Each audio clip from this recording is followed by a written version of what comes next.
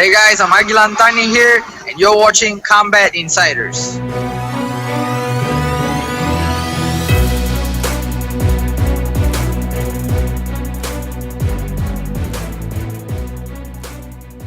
Hey everybody, what's up? Combat Insiders, once again, Nick Portella, Joshua Furs, special guest from One Championship, Agilan the Alligator, Thani. Mr. Thani, how's it going, sir?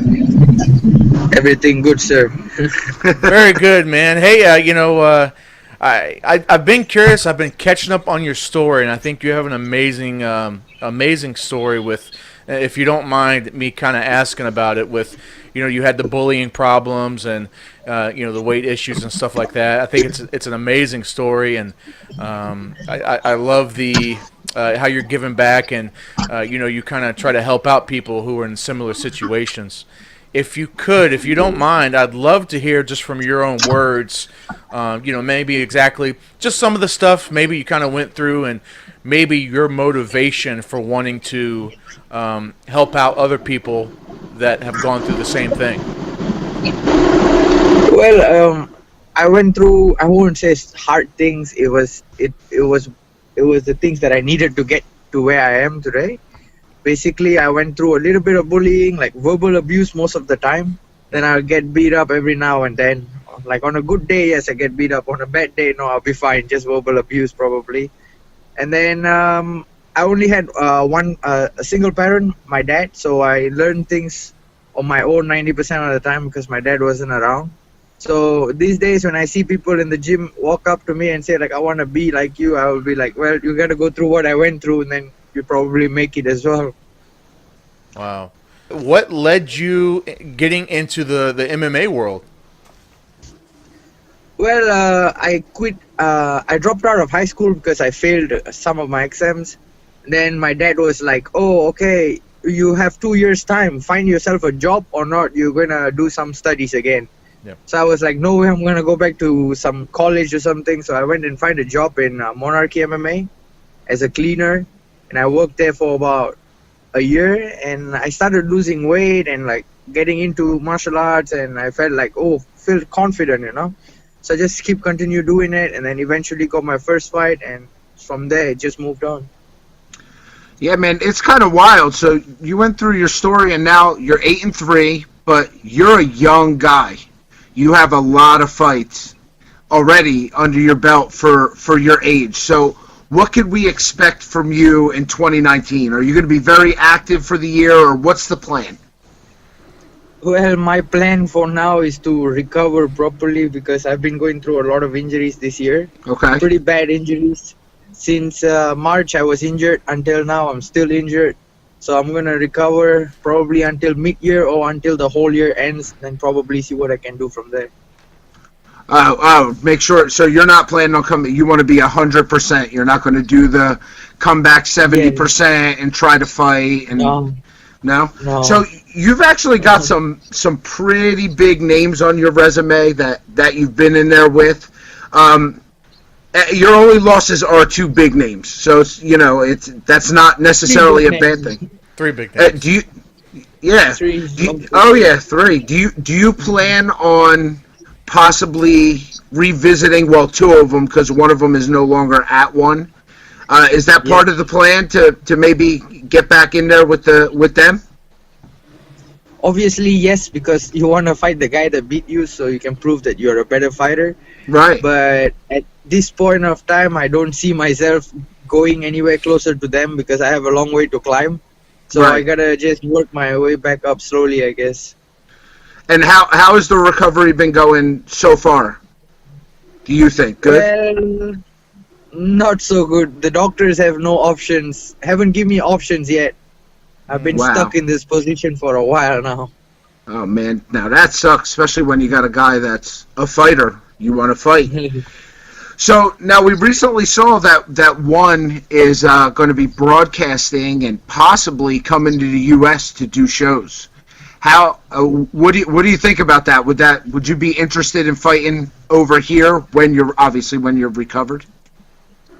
Yeah, obviously, I want to fight everywhere around the world because they only give me shows in Malaysia. Yeah. I'm a bit sad sometimes, you know. Yeah. It'll be good to fight somewhere else. There won't be much hype on me. I just go in and fight someone and win and come back home. Nah, I don't know, man. There's a lot of hype around all the one fights. We actually just had this conversation with somebody else that fights at one, Gary Tonin. We just had him on, and I feel like one is, it's like the nemesis of the UFC. It's huge. I've been covering it for a while, even when there wasn't that much coverage here. I don't know. I just foresee if it comes this way, it's a major competitor. I count one as being the big three. You know, there's UFC, there's Bellator, there's one championship, and I think the base that you guys have, your front office, I think it's just kind of amazing that it's not here yet. You know, Josh. I mean, I just don't get it. It belongs here. Well, I want it here, but I'm greedy. Yeah, 100%, because there's a whole, you got to think, the UFC, you know, the UFC has a lot of international guys, but, you know, like you said, there's one championship. You guys have the whole Asian market cornered, that whole side of the world. You know, all the talent, you know, and all the fan base over there, you guys have that stuff cornered, right? I mean, the talent base that you guys have in one, you know, there's some people in the U.S. that don't necessarily know, but my God, the talent pool in one championship right now, I think it's just getting better. It keeps getting better. You know, they just signed, you know, Demetrius Johnson. You guys just got Eddie Alvarez, Sage Northcutt from the UFC. There's a reason why guys like that. There's a reason why Demetrius Johnson, who is considerably one of the best ever, right? There's a reason why he came to you guys. He wants that competition. You know, where do you see yourself? Like you said, I know you said you're injured, and you know you want to make sure you're 100%. But you know, Agilan, I'm curious to know, what is your goal a year, 2 year, 3 years down the road? What is your game plan? Well, my game plan is always, I think it's simple. I want to be a world champion. Yeah. And a champion that can stay there long enough and defend my belt. You know, I don't want to be a champion that goes off in injuries and could not come back and stuff like that. So I'm going to take my time off for now. Going to rebuild myself, probably recover from my injury, and then when I get my shot, I'll slowly climb my way back up to fight the champ. I don't think you're going to have much of a climb, man. I mean, I know you're injured, but you've made a statement so far.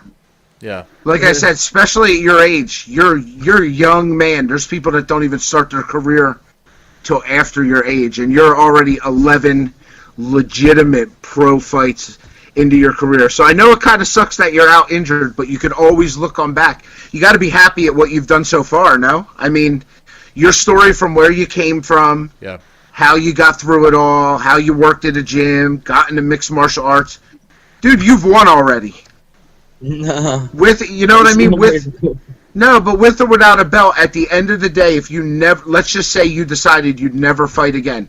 At the end of the day, you would look back at your career and it's a win.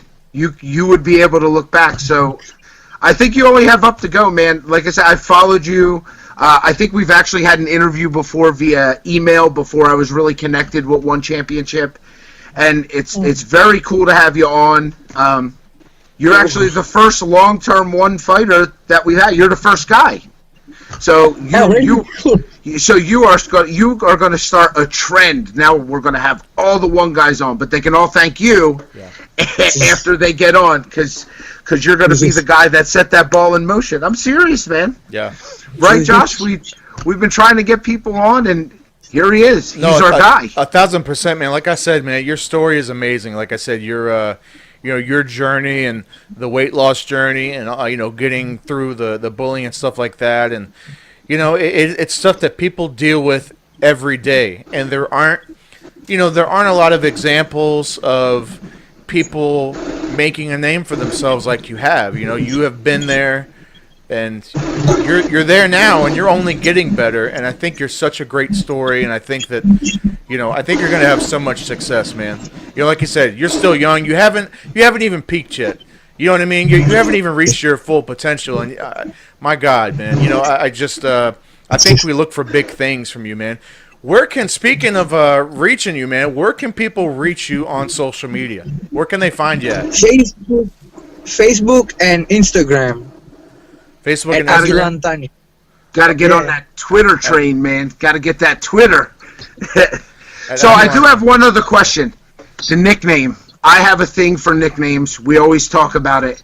How did yours come about? Well, so I was fighting in a amateur show in Malaysia, and it was a kickboxing fight. I was fighting a guy who his nickname was the Raging Bull. Okay. So the promoter was like, we gotta hype this up because the guy that I'm fighting is like a national boxer, like a national kickboxer, and I was like an amateur with 0 fights. So they want to make me look good. So it's like, oh, we got to name this guy Alligator. So it'll be like the bull fighting the alligator. And it just stuck from there? It just followed you? Because I won their fight, and they were like, yeah, he is the alligator, man. He beat the bull. That's cool, man. Immediate success. I love it. Immediate success. Well, hey, look, Thani, man, we don't want to take up too much of your time, man. Like I said, we really appreciate the time, and we thank you so much for coming on. We look for huge things from you. I know you put a post up on Instagram, that you were going back to the drawing board after this last fight. Yeah. But, I look for big things from you, man. Get healed up, get back in there, and I know we're going to see big things from you next year, man. And come back on our show. Yeah, come back on. Yeah, we'll talk about it, man. Absolutely. We'll talk about your fight. But like I said, we appreciate your time, sir. It was an honor. And we're going to look forward to watching you next year. For Nick Portella, for Joshua Furs, for the Alligator. This is Combat Insiders, and we're out.